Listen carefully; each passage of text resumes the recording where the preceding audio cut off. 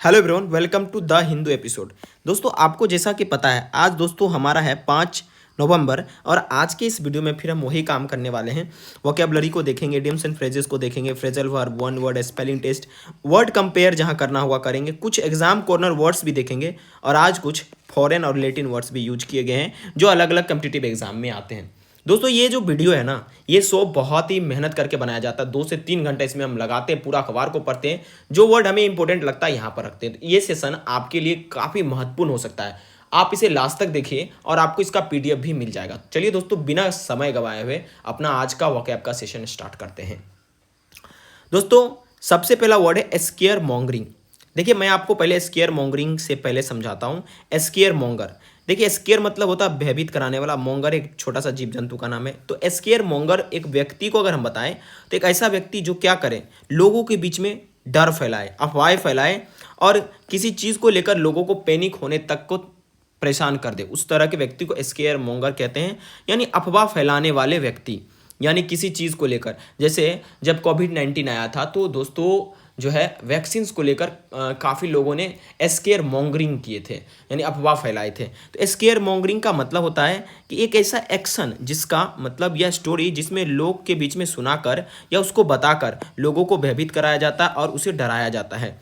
याद रहेगा, square mongering एक प्रकार का र्यूमर्स फैलाना कह सकते हैं, अफवाहें फैलाना कह सकता है, लोगों को भयभीत करना कह सकते हैं, लोगों को टेरराइज करना कह सकते हैं। याद रहेगा स्केयर मॉन्गरिंग। और स्केयर मॉन्गर उस व्यक्ति को कहते हैं जो ये चीज़ें फैलाता है, राइट। ये आपका वन वर्ड सब्स्टिट्यूशन था। नेक्स्ट वर्ड है जीनोफोबिया। दोस्तों, जीनोफोबिया का मतलब क्या होता है? एन इंटेंस और इरेशनल डिसलाइक और fear of people from other countries और कल्चर। यानी एक तरह से कह सकते हैं कि दूसरे कंट्री, दूसरे देश के, दूसरे कल्चर के व्यक्तियों से जो एक प्रकार का इरेशनल डिसलाइक होता है, एक प्रकार का आप कह सकते हैं फोबिया, डर होता है, उसको हम लोग जीनोफोबिया कहते हैं। याद रखिएगा, फोबिया का मतलब होता है डर, जहाँ कहीं भी लगा हुआ सफिक्स के रूप में। सफिक्स का मतलब क्या होता है? लास्ट में लगने वाले शब्द, है ना। तो फोबिया का मतलब होता है डर। जैसे मेनिया का मतलब होता है पागलपन, उसी तरह से फोबिया का मतलब होता है डर। याद रहेगा, ठीक है। चलिए दोस्तों, आगे हम बढ़ते हैं, कुछ फोबिया देख लेते हैं।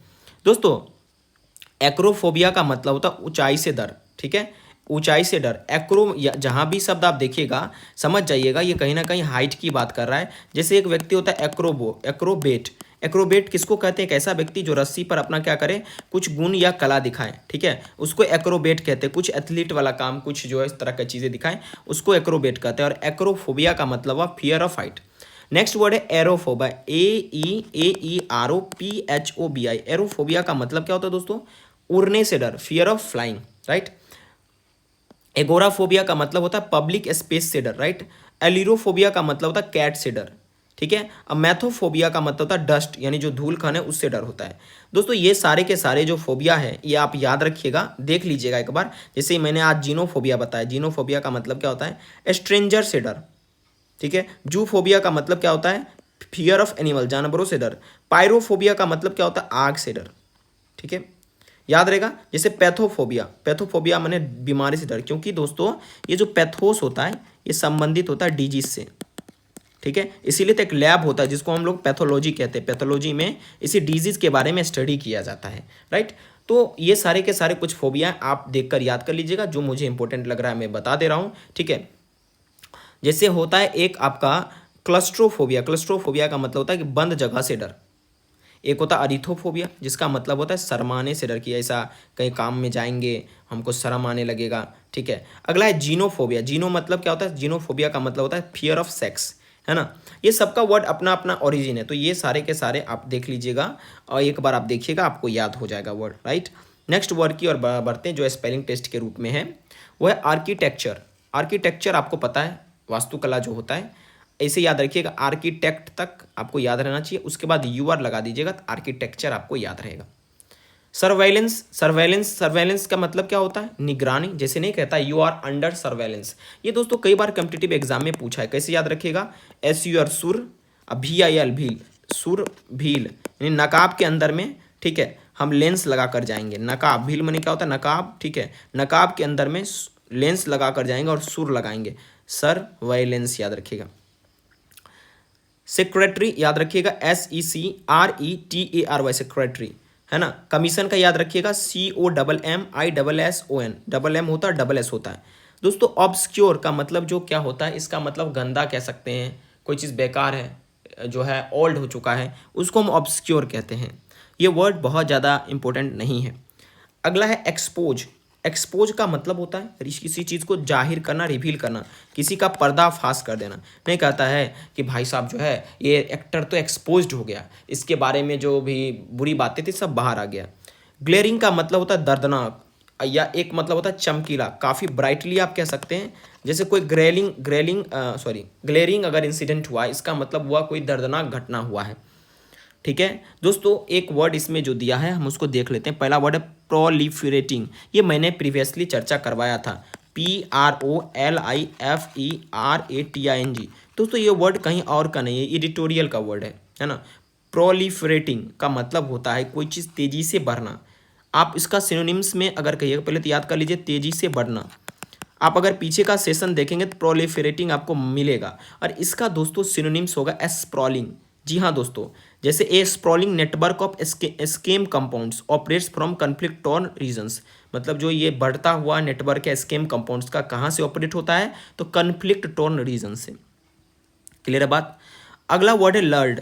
लर्ड का मतलब होता है किसी को फुसलाना। देखिए ये इंपॉर्टेंट मुझे नहीं लगा, इसलिए मैंने आपको ये बतलाने का कोशिश नहीं किया, लेकिन अगर आप नहीं जानते हैं तो आप एक बार लिख लीजिएगा, फुसलाना किसी को। ठीक है। अब अगला जो वर्ड दोस्तों आपका है वो है फ्रॉडुलेंट। फ्रॉडुलेंट का मतलब किसी के साथ फ्रॉड करना, आप स्कैम करना कह सकते हैं, है ना। याद रहेगा दोस्तों ये सारे के सारे वर्ड, है ना। तो मीनेंस का मतलब क्या होता है, समस्याएं, प्रॉब्लम्स, या आप डिजास्टर कह सकते हैं, राइट। इम्पर्सनेट का मतलब क्या होता है, अपने आप को मान लेना।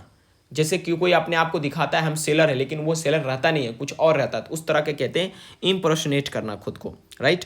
तो ये कुछ आपका वर्ड है। जैसे अंडर स्कोर। अंडर स्कोर का मतलब क्या होता है दोस्तों, अंडर स्कोर का जो मतलब होता है, इसका मतलब किसी चीज़ का इंपॉर्टेंस देना। जैसे आप कोई मान लीजिए लाइन लिख रहे हैं, उसको अंडर स्कोर कर रहे हैं, मतलब उसको आप हाईलाइट कर रहे हैं, तो मतलब आप ऐसा कह सकते हैं हाईलाइट करना। क्या करना, हाईलाइट करना, माफ कीजिएगा, हाईलाइट किसी चीज़ को करना, किसी चीज़ को लाइमलाइट में दिखाना, इंपॉर्टेंस दिखाना। हाँ हाँ, ये हम आप लोग बता रही है, हम अंडरस्कोर कर रहे हैं कि ये चीज़ इंपॉर्टेंट है, यानी इसको हम घेर दे रहे हैं, राइट। क्लियर है बात दोस्तों। आगे बढ़ते हैं। अगला है वर्ड कंजर। कंजर, कंज्योर मत पढ़िएगा, इसको पढ़ते हैं कंजर। देखिए कंजर का कई मतलब होता है, ठीक है। कंजर का मतलब एक तो होता है जादू से उत्पन्न करना, ठीक है, या दूसरा मतलब होता है स्मृति में लाना। किसी कोई चीज़ कोई भूल गया तो उसको याद दिलाना भी कहते हैं, है ना। कंज्योर कहते हैं, कंज्योर, हम तुमको कंज्योर कर रहे हैं कि तुम मेरा पैसा लिया था, या हम तुमको कंज्योर कर रहे हैं कि तुम बाहुबली हो। या हमेशा हनुमान जी को कंज्योर किया जाता था, क्या, सॉरी कंज्योर हम भी कह रहे हैं, कंजर किया जाता था कि भाई साहब आप तो बहुत ही बड़े रुद्रावतार हैं, है ना। तो याद दिलाना सिनोनिम्स हो सकता है समन, इवोक। इवोक का मतलब भी होता है उत्पन्न करना, इवोक का मतलब उत्पन्न करना, या याद दिलाना भी कह सकते हैं। कॉल फोर्थ मतलब बुलाना का भी सेंस होता है ना। अगर आप किसी को स्मृति में ला रहे तो बुला भी रहे हैं, राइट। तो अगला वर्ड है फैंटम। ठीक है, यहाँ पर देखिए कंजर्ड अप है, conjured up a phantom of anti Bihari, है ना। मतलब अभी आपको समझाएंगे इसका मीनिंग। फैंटम का दो मतलब होता है, एक नाउन होता है, एक वर्ब की तरह यूज होता है। नाउन की तरह यूज होता है तो हम जब भूत के बारे में बात करते हैं, या कोई प्रेत या भर्म हमारे मन में आ जाता है, हाँ यहाँ भूत होगा, यहाँ पर फैंटम होगा, ये रूम अकेला है, ऐसा है वैसा है, तब उस स्थिति में हम कह सकते हैं फैंटम, है ना। या कोई काल्पनिक, हम अपनी इमेजिन में सेट कर लिए कि भूत होता है, इतना बड़ा जाइंट होता है, वहाँ पर एक बहुत बड़ा फैंटम रहता है, तब इस तरह से हम कह सकते हैं। लेकिन दोस्तों जब भर्म के रूप में इस्तेमाल होता है तो वो होता है काल्पनिक या झूठा या भ्रमित करने वाला। कई बार आप देखते होंगे कि पॉलिटिकल जो लीडर होते हैं वो फैंटम क्रिएट करते हैं, यानी झूठा भ्रम फैलाते कि ये लीडर अच्छा नहीं है, इसको वोट मत देना। Just take this example, it is said that the BJP at the highest level, यानी ये बहुत दुख का बात है कि बीजेपी अपने उच्चतम शिखर पे conjured up a phantom of anti Bihari sentiment, मतलब कि अपने वो लेवल तक वो दूसरे राज्य में क्या करता है, बिहारियों के प्रति जहर घोलता है। एंटी बिहारी एक प्रकार का फैंटम क्रिएट करता है, एक प्रकार का भ्रम क्रिएट करता है लोगों को, और लोगों का बीच में वो सेंटिमेंट से, लोगों के सेंटिमेंट से खेलता है कि बिहारी लोग अच्छे नहीं होते। Anti Bihari sentiment in the other parts of the country purely for short term political gains in election, यानी इलेक्शन में उसको शॉर्ट टर्म गेन चाहिए, जिसके वजह से वो क्या करता है, एक फैंटम फैलाता है, Phantom of anti Bihari sentiment फैलाता है ना। क्लियर है बात है। सिनोनिम्स में बात करें घोस्ट, स्पिरिट कह सकते हैं, एपरिएशन कह सकते हैं, मिरर्स कह सकते हैं, स्पेक्टर और शैडो कह सकते हैं। ठीक है, ये फैंटम वर्ड आप देख लीजिएगा, समझ लीजिएगा। कंजर वर्ड इंपॉर्टेंट है आपके लिए, याद रखिएगा इस वर्ड को, है ना। देखिए दोस्तों, हम जो है ना कोई भी झूठा वर्ड नहीं करा रहे हैं। ये हम क्यों लगाते हैं यहाँ पर, क्या रीज़न इसका लगाने का? बिकॉज बहुत सारे यूट्यूब चैनल पे हम देखते हैं एडिटोरियल नहीं कुछ और ही कराते हैं। लेकिन मैं किसी की बुराई नहीं कर रहा, लेकिन वी नीड टू अंडरस्टैंड कि एडिटोरियल डेली करना जरूरी है। इनहेरेंट का मतलब क्या होता है? देखिए, अगर आपके पास कोई भी इनहेरेंट क्वालिटी यानी अगर आपके पास जो जन्मजात प्रतिभा होता है या स्वाभाविक रहता है या अंतर्निहित होता है, उसको हम इनहेरेंट कहते हैं। एग्जिस्टिंग एज अ नेचुरल और permanent part of something build in essential quality. जैसे इन्हें कहते हैं कि भाई उसके पास तो ये इनहेरेंट क्वालिटी था कि अच्छा खाना बनाता है, यानी कि उसके पास तो वो जन्मजात है, माता पिता के डीएनए से आया कि खाना सही बना लेता है। राइट, क्लियर दोस्तों, है ना। दोस्तों यहाँ पर एक वर्ड यूज हुआ है दैट इज़ फर्टिलिटी। एक वर्ड हुआ है सेंग्विन। देखिए मैं आपको सब बताऊंगा, है ना। फर्टिलिटी का मतलब क्या होता है और सेंग्विन का मतलब क्या होता है। हम एक पेज ले लेते हैं थोड़ा छोटा करके, यहाँ पर देखिएगा दोस्तों, यहाँ पर मैं छोटा कर दे रहा हूँ, लिखने में सही रहेगा। फर्टाइल जो होता है इसका मतलब होता है उपजाऊ। ठीक है दोस्तों, उपजाऊ को अगर हम अपने रिप्रोडक्शन सेंस में यूज करें तो अगर महिला की बात करेंगे, जो महिला फर्टाइल होती है वो बेबी उत्पन्न कर सकती है ना। तो दोस्तों फर्टाइल का जो है एंटोनिम्स होगा इनफर्टाइल। ठीक है, जैसे ज़मीन जो बंजर होता है उसको हम इनफर्टाइल कहते हैं, और इसका सिनोनिम्स हम बैरन कह सकते हैं। जैसे एक ऐसा जगह जो कि खाली हो, निर्जन हो, है ना, एबेंडन कह सकते हैं, है ना। दोस्तों एक वर्ड और यहाँ पर यूज हुआ है दैट इज सेंग्विन। क्या वो यूज हुआ है? सेंग्विन। मेरे चैनल का भी नाम है ना। क्या नाम है दोस्तों? सेंग्विन, थिंक सेंग्विन। तो सेंग्विन का मतलब क्या होता है? ऑप्टिमिस्टिक। सेंग्विन का मतलब क्या होता है दोस्तों? सेंग्विन का मतलब होता है जो ऑप्टिमिस्टिक हो, क्या हो? पॉजिटिव कह सकते हैं, सकारात्मक विचार वाला। ऑप्टिमिस्टिक को हम लोग क्या बोलते हैं? सेंग्विन बोलते हैं। राइट, आई होप आपको समझ में आ रहा होगा। ठीक है, नेक्स्ट दोस्तों आगे चर्चा करते हैं, है ना। तो ये आपको सेंग्विन और Bihar has high fertility and younger population कह रहा है। बिहार में जो है बहुत ही ज़्यादा फर्टिलिटी रेट है, मतलब बच्चा का जन्म दर ज़्यादा है, इस वजह से यंगर पॉपुलेशन ज़्यादा है बिहार में, other parts of the nation यानी other parts of the states, है ना। तो दोस्तों आगे बढ़ते हैं, तो मैंने समझा दिया आपको। नेक्स्ट वर्ड हम चर्चा करते हैं, परपीट्रेट। परपीट्रेट का मतलब होता है टू कमिट ए क्राइम और वायलेंट और हार्मफुल एक्ट। परपीट्रेट यहाँ वर्ब है जिसका मतलब होता है अपराध या गलत या बुराई करना या कोई चीज़ को अंजाम देना, है ना। माने अगर कोई चीज़ गलत चीज़ को आप अंजाम दे रहे हैं तो आप परपीट्रेट कह सकते हैं। सी परपीट्रेटेड दिस क्राइम, उसने इस क्राइम को अंजाम दिया, है ना। आप इसको याद कर सकते हैं। देखो मैं हमेशा कहता हूँ ना, कोई शब्द अगर आपको याद ना हो ना, उसका सिनोनिम्स एक दो याद कर लीजिए ताकि आपके लिए ना यूज करने में आसान हो। जैसे हम अगर बोले एकम्प्लिस, परफॉर्म बोले और कमिट बोले, ये सारे के सारे परपीट्रेट के सिनोनिम्स हैं। तो अब जहाँ पर आप बोलते हैं सी कमिटेड अ हेनियस क्राइम, तो आप वहाँ पर ये बोल दीजिए सी परपीट्रेटेड अ हेनियस क्राइम, है ना। जैसे अगर आप बोलते हैं सी कमिटेड हेनियस क्राइम, तो आप ये बोल दीजिए सी परपीट्रेटेड अ हेनियस, एक मिनट दोस्तों, हेनियस क्राइम। उसने क्या किया? एक जघन्य अपराध को, हेनियस माने होता है जघन्य, बहुत बड़ा अपराध को अंजाम दिया है।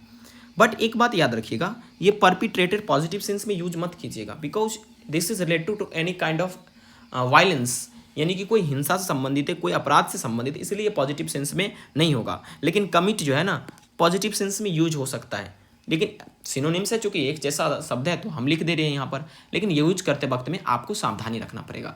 जहाँ पर क्राइम या ऑब्सीन चीज़ आएगा, बेकार वाली चीज़ आएगी, जहाँ पर असामाजिक तत्व होंगे, वहाँ पर आप परपिट्रेट यूज कीजिए, है ना। जैसे कि माफ कीजिएगा, एग्जाम्पल देखते हैं। Only a crueler person could perpetrate such an act. केवल निर्दय आदमी ही इस तरह के अपराध को अंजाम दे सकते हैं। ठीक है, अब देखिए जो वर्ड है ना, यहाँ पर आप देख सकते हैं, यहाँ पर देखिए, these compounds function as a digital sweatshops where trafficked individuals are coerced, यानी फोस्ट। कोस्ट का मतलब क्या होता है? फोस्ट। ये कंपाउंड जो है एक तरह का क्या है? फंक्शनल डिजिटल शॉप कंपाउंड होता है, जहाँ पर जो आदमी को ट्रैफिकिंग किया गया, जिसको पकड़ के लाया गया है, उसको फोर्स किया जाता है, वायलेंस के थ्रू टॉर्चर किया जाता है, और उसका अगर लड़की है तो सेक्सुअल हैरेसमेंट किया जाता है, to perpetrate elaborate schemes including pig butchering a sophisticated combination of romance and crypto currency investment fraud. ठीक है, मतलब उसको पकड़ के लाया जाता है लोगों को लूर करने के लिए, लोगों को टॉन्ट करने के लिए। यानी यहाँ पर है पिक बचरिंग का मतलब वो किसी को रोमांटिक बात करके उससे मतलब पहले उसको प्यार में फंसा लेना और उसके बाद जो है दोस्तों उससे पैसा आठ लेना, उसके साथ स्कैम कर देना। तो यहाँ पर परपिट्रेट का क्या सेंस निकला, यहाँ पर बहुत मतलब बड़े स्कीम करने के लिए उनको क्या करते हैं, गलत काम करने के लिए उनको मजबूर करते हैं, उनको परफॉर्म करने के लिए मजबूर करते हैं, राइट। सोफिस्टिकेटेड का मतलब हुआ कि बहुत ही हाई क्लास या बड़े लेवल का, है ना। अगला दोस्तों है ब्रेजननेस। ब्रेजननेस का मतलब या ब्रेजन से बना है, ब्रेजननेस, ठीक है। इसका मतलब ये नाउन है दोस्तों, चूंकि लास्ट में NAWS लगा है। इसका मतलब होता है बेशर्मी, निर्लजता और बेहाई, ठीक है। मतलब जो बेशरम होता है, निर्लज होता है, उसको हम लोग क्या बोलते हैं दोस्तों, ब्रेजरनेस कह सकते हैं दोस्तों। ऑडासिटी सिनोनिम्स हो सकता है, इम्प्यूडेंस हो सकता है, बोल्डनेस हो सकता है, सेमलेसनेस हो सकता है। जिसको थोड़ा भी शर्म ना हो उसको हम लोग क्या कहते हैं, ब्रेजरनेस कह सकते हैं, ठीक है दोस्तों। ब्रेजन जो वर्ड है, देखिए ब्रेजरनेस बना है ब्रेजन वर्ड से, चूंकि ये नाउन है और ये ब्रेजन वर्ब है, जिसका मतलब दोस्तों क्या होता है, निर्लज। क्या होता है, निर्लज को परफॉर्म करना। जैसे वो कोई जिसके अंदर में उस तरह का साहस है, उस तरह का मतलब निर्दयता जिसके अंदर में भरा हो, हम उसको निर्लज कहते हैं। तो वो निर्लज हो गया। देखिए ब्रेजन को हम नाउन के रूप में भी यूज कर सकते हैं, ठीक है, और वर्ब के रूप में भी यूज कर सकते हैं। क्लियर है बात। तो ब्रेजन का सीधा मतलब समझिए ऑडियस, सीधा जो बेशरम हो, निर्लज हो, बेहाई का सीमा पार कर दिया है, उसको थोड़ा भी डर नहीं है, थोड़ा भी मतलब शर्म नहीं है कि सामाजिक तत्व क्या कहेंगे, उस तरह के व्यक्ति को ब्रेजन पर्सन बोलते हैं, है ना। याद रहेगा आपको ये। नेक्स्ट वर्ड है रिकॉन्सिलेशन। रिकॉन्सिलेशन का मतलब क्या होता है दोस्तों, a situation in which two people और groups of people become friendly again after they argued. मतलब आप किसी व्यक्ति से बहस करते हैं फिर उससे जाकर मिल जाते हैं, उसको हम कहते हैं दोस्तों रिकॉन्सिलेशन, है ना। या इसका एक और मीनिंग होता है the process of making two opposite beliefs idea situation agree. मतलब जैसे मान लीजिए कि अगर हम बोलेंगे बीजेपी और उसके बाद कांग्रेस का ना रिकॉन्सिलेशन हो गया, मान लीजिए संभव नहीं है। इसका मतलब ये हुआ कि दो अपोजिट बिलीव्स के लोग हैं, उनको जो है ना एक ऐसा काम किया गया जिससे वो दोनों एग्री हो गए। मतलब दो अपोजिट वर्ग के लोग जब एक साथ एग्री होते हैं उसको रिकॉन्सिलेशन कहते हैं। री माने फिर से हो गया, कॉन्सिलेशन का मतलब वो एग्री हो जाना। लेकिन एक और मीनिंग मैंने आपको बताया कि अगर कोई व्यक्ति अनफ्रेंडली है, ठीक है, लेकिन काफ़ी बहस करने के बाद फिर से मित्र बन गए, तो उसको हम कहते हैं भाई एक प्रोसेस हुआ रिकॉन्सिलेशन का, है ना। याद रखिएगा ये वर्ड। और अगला है रीसेंट नहीं है, इसको रीजेंट कहते हैं। रीजेंट का मतलब होता है नाराज होना, बुरा मानना या क्रोधित होना। जैसे सरकार काफ़ी सारे इनिशिएटिव्स लाती है जिससे बहुत लोग को रिजेंटमेंट होता है। रिसेंटमेंट मत पढ़िएगा, इसको रिजेंटमेंट पढ़ा जाता है, जिसका मतलब होता है उसको नाराज़गी होता है, उनको क्रोध आता है। जैसे एग्जांपल लेते हैं, many citizen resented the governments new tax policy. बहुत सारे सिटीजन ने नाराज़गी दिखाई है किसको लेकर, गवर्नमेंट के टैक्स पॉलिसी से क्रोधित हैं। जब कोई नाराज होता है तो क्रोधित होता है, ऑटोमेटिकली हो जाता है ये चीज़, है ना। नेक्स्ट वर्ड अब हम यहाँ पर कुछ देखेंगे, देखिएगा दोस्तों, बहुत सारे वर्ड यहाँ पर आए हैं, ठीक है। हम इसको वन बाय वन करके दोस्तों चर्चा करेंगे, ठीक है। देखिए दोस्तों ये सब वर्ड जो है ना काफ़ी अपने आप में इम्पोर्टेंट है, ठीक है। जो वर्ड है ना, देखिए यहाँ पर लिखा make India A development nation by 2047, ठीक है। इसका मतलब क्या हुआ दोस्तों कि भारत को 2047 तक एक डेवलप्ड नेशन बनाना है ना। याद रहेगा दोस्तों। देखिए यहाँ पर ये पढ़िएगा, president Draupadi Murmu on Tuesday exhorted the youth to come forward and contribute towards the goal of making India a developed nation by 2047, ठीक है। मतलब प्रेसिडेंट जो है हमारी द्रौपदी जी, उन्होंने मतलब मंगलवार के जो है युवाओं से अनुरोध किया, उनसे अर्ज किया। एग्जॉर्टेड का मतलब क्या होगा यहाँ पर, एग्जॉर्टेड का मतलब हो जाएगा EXORT। ये आपको लगेगा कि कोई चीज़ को बाहर करना, नहीं, उनसे मतलब निवेदन किया है, अर्ज किया है, और या उनको इनकरेज किया। आप ये कह सकते हैं कि भाई साहब आप लोग जो है ना ये गोल को पूरा करने में मदद कीजिए, ठीक है। किसको तो अभी भारत के जो युवा हैं उसको। अगला जो वर्ड है दोस्तों इनिशिएटिव। इनिशिएटिव का मतलब क्या होता है, पहल, कोई योजना आप कह सकते हैं। इंश्योर का मतलब क्या होता है दोस्तों, सुनिश्चित करना, किसी को सुनिश्चित करना आप कह सकते हैं, है ना। ये सब इंपॉर्टेंट वर्ड है ना दोस्तों। अब एक वर्ड और है दोस्तों, दैट इज कन्वोकेशन। क्या है, कॉन्वोकेशन। कॉन्वोकेशन का मतलब क्या होता है, आप देखिए सेंटेंस पढ़िएगा ना तो आपको पता चल जाएगा कॉन्वोकेशन का मतलब क्या होता है। देखिए, the president said during the 20th convocation ceremony of university at Nainital. Convocation का मतलब होता है दीक्षांत समारोह, है ना दोस्तों, या कोई ऐसा समारोह जिसमें कुछ किया जाता है, किसी को श्रद्धांजलि दी जाती है, किसी मोस्ट इंपॉर्टेंट बात पे बात की जाती है ना, तो उसको हम दीक्षांत समारोह कहते हैं दोस्तों, है ना। याद रहेगा कन्वोकेशन का मतलब, सिग्निफिकेंट का मतलब होता है सिग्निफिकेंस से बना, जिसका मतलब होता है इंपॉर्टेंट। ठीक है, क्लियर दोस्तों। चलिए अब जो है दोस्तों नेक्स्ट वर्ड हम चर्चा करेंगे, धीरे धीरे करके हम आपके साथ चर्चा करते चलेंगे, है ना, और आप समझते भी जाइएगा। देखिए यहाँ पर है, ये तो आपको समझ में आ गया दोस्तों कि एक्सॉर्टेड का मतलब क्या होता है, सिग्निफिकेंट का मतलब क्या होता है। उसके बाद दोस्तों इंश्योर, इनिशिएटिव, ये सब ऑलरेडी हम लोग चर्चा में कर चुके हैं, है ना। अब दोस्तों यहाँ पर एक स्पेलिंग याद रखिएगा, यहाँ पर मैंने कर दिया स्पेलिंग में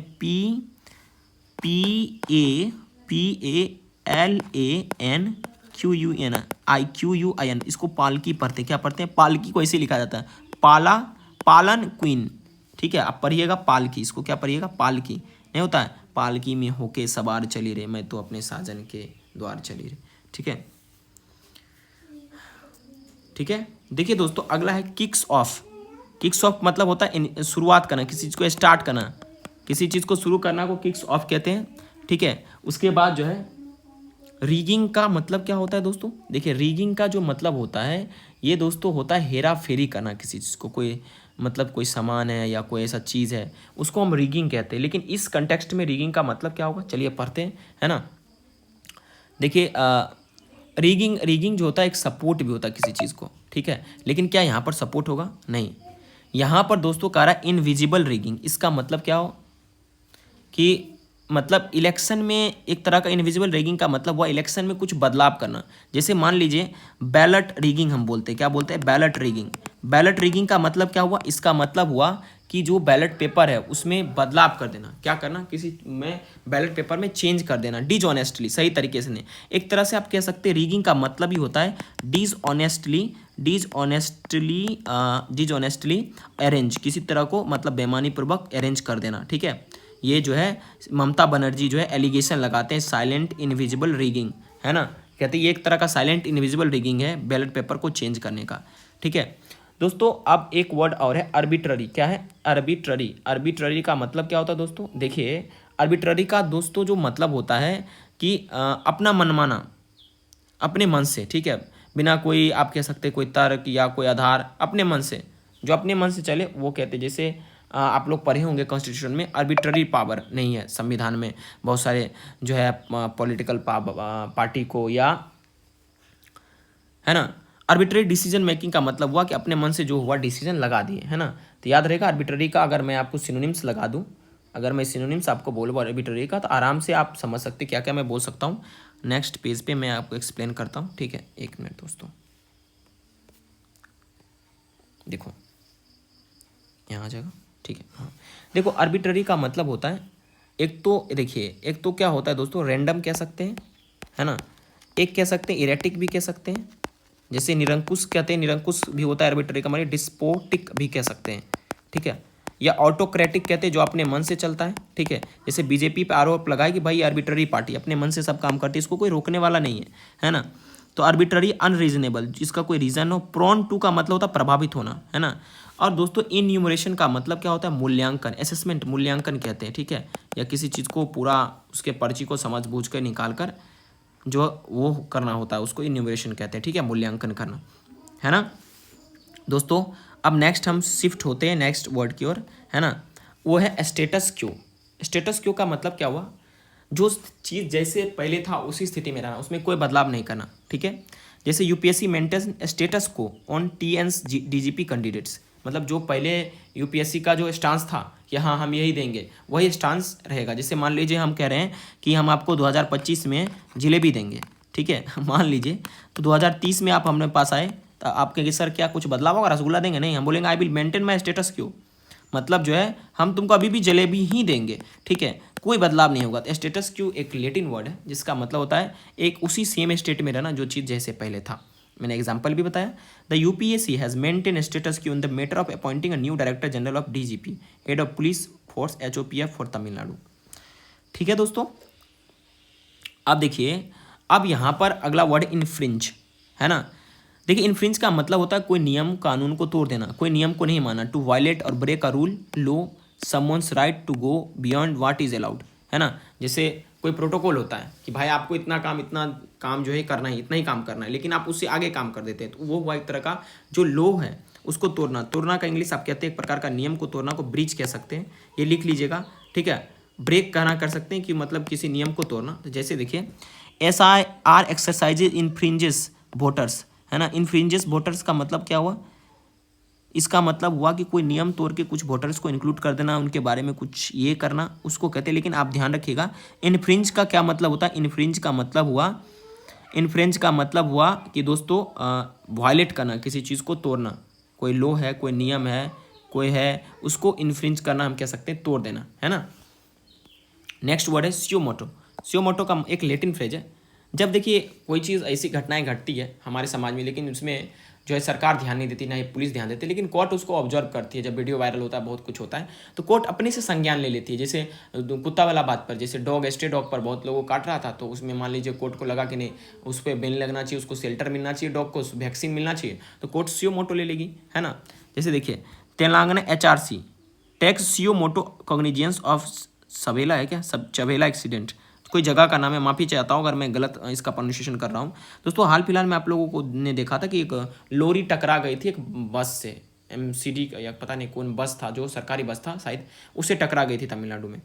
तो तमिलनाडु क्या था, नहीं तमिलनाडु, आंध्र प्रदेश था, पता नहीं, भूल गया मैं, है ना। उसमें टकरा गई थी, तो क्या हुआ, तो उसके बारे में बताया गया कि कोर्ट ने क्या, मतलब तेलंगाना HRC जो है, HRC माने कोर्ट नहीं होगा, या ह्यूमन राइट्स कमीशन जो है, उन्होंने क्या किया, सियोमोटो लिया है, मतलब अपने आप जो है एक्शन ले लिया, कोई बिना कंप्लेंट वगैरह फिल किए हुए। व्हेन अ कोर्ट और authority takes action on its own, है ना, तो विदाउट एनी वन फिलिंग और कंप्लेंट और केस, तो उसके बाद जो है हम उसको बोलते हैं सियोमोटो। जैसे the supreme court takes suo motu action in pollution case, in the pollution case, यानी जो ये प्रदूषण के केस में ना सियोमोटो ले लिया कोर्ट ने, बिना किसी के बोले, बिना किसी के चार्जशीट फाइल के एक्शन ले लिया कि भाई इस काम को जल्दी सरकार करो, नहीं करोगे तो भाई तुम्हारे खिलाफ भी एक्शन लिया जाएगा। एक जो वर्ड है वो है परपिचुअल। परपिचुअल का मतलब हुआ निरंतर, अनंत, अस्थाई या सदा चलने वाला, कोई चीज़ जो खत्म ना हो। जैसे मान लीजिए छोटा बच्चा क्या करता है, परपिचुअली आपसे पैसा मांगते रहता है, चाचा पैसा दो ना, तो आप ऐसे बोल सकते हैं, hey little kid why are you perpetually asking me for money, है ना। परपिचुअल से बना है परपिचुअली, अगर PERPETUALL बोल दीजिएगा। परपिचुअली का मतलब हुआ निरंतर चलने वाला, बिना रुकने वाला बच्चा, ठीक है। लेकिन मतलब क्या होता है परपिचुअल का, एडजेक्टिव है निरंतर, अनंत, अस्थाई या सदा चलने वाला। The region is in state of perpetual conflict, ये जो क्षेत्र है लगातार संघर्ष की स्थिति में है। She lives in a perpetual fear of losing her job, वो अपनी नौकरी खोने के निरंतर डर में है। परपिचुअल फियर का मतलब निरंतर डर। The sun is a symbol of perpetual light and energy, सूरज अनंत प्रकाश और ऊर्जा का प्रतीक है ना। दोस्तों नेक्स्ट वर्ड आपके सामने जो है फिरोसियस। फिरोसियस स्नो स्टॉर्म्स माने बहुत ही खूंखार, बहुत ही तेज वाला। फिरोसियस मतलब होता है रूदलेस, रूदलेस, ठीक है। या आप कह सकते हैं कि जिसको दया ना हो, मर्सीलेस कह सकते हैं, मर्सीलेस, ठीक है। लेकिन रूदलेस ज़्यादा आपका जो है इसका सिनोनिम्स लगता है। फिरोसियस माने होता है खूंखार, जैसे एक टाइगर क्या है, फिरोसियस एनिमल है, खूंखार जानवर है ना। तो ये कहाँ पर एवलांसेस हुआ है, 9 लोग मर गए नेपाली हिमालयन में जो हुआ है ये चीज़ें। जैसे फिरोसियस स्नो स्टॉर्म, बहुत ही क्या है, बड़े लेवल का, बहुत ही खूंखार स्नो स्टॉर्म्स आया है। और नेपाल में एवलांसिस के वजह से क्या हुआ कि 9 लोग, 5 इटालियन थे उसमें, वो मारे गए। 7 डाइड एट योंगलिंग रई base camp after avalanche hit climbers while 2 Italian perished. Paris का मतलब क्या होता है, मरना। देखिए पेरिस और डाई में क्या अंतर है, देखिए डाई मतलब कोई अगर नॉर्मली मरता तो उसको डाई लगाते हैं, लेकिन पेरिस का मरने में बहुत बड़ा कारण होता है। जैसे कोई उस पर बॉल्डर गिर गया, कोई पत्थर गिर गया, ठीक है ना, कोई आसमान से नीचे गिर गया, तो उसमें बहुत बड़ा एक तरह का कंडीशन में हम लोग पेरिस लगाते हैं। डाई मतलब नॉर्मल अगर कोई मरा तो डाई लगा देते हैं, है ना। दोस्तों अब अगला जो वर्ड है, देखिए आपको पता होगा ग्राउंड जीरो में Oscar winning Palestinian film maker Basel Adra with his Oscar trophy in the village of Atuwani in West Bank. देखिए ये है इनको ऑस्कर मिला था। नो अदर लैंड को डायरेक्टर फिल्म्स इजराइली इम्प्यूनिटी।